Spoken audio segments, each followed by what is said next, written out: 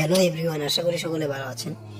Recent মুক্তি পেয়েছে mega director অরণ্য মামুন পরিচালিত দরদ, এবং তার পরবর্তীতে মেগাস্টার শাকিব খানের সাথে দেখা যাবে অরণ্য মামুনের শের, এবং শেরের পরে রয়েছে ক্রিমিনাল।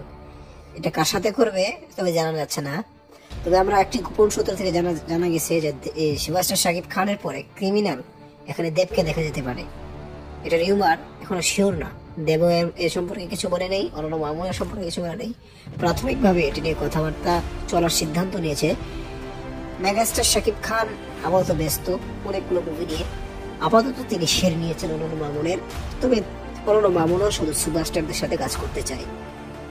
এজন্যই অরণ্য মামুন বেছে নিয়েছে কলকাতার দেবকে। তো এই বিষয়টি আপনারা কি করে দেখছেন? খুব শীঘ্রই অরণ্য মামুন এবং দেব জুটির দেখতে পাবে দর্শক, এবং ক্রিমিনাল অত্যন্ত একটি অ্যাকশন কর্নার মুভি বলে জানা গিয়েছে।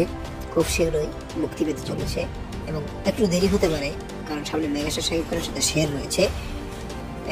রিসেন্ট মুক্তিপাত্র অরণ্য মামুনের দরদ, সেটা খুব ভালোই হয়েছে, কিন্তু তার প্রমোশনের জন্য এরকম হয়েছে।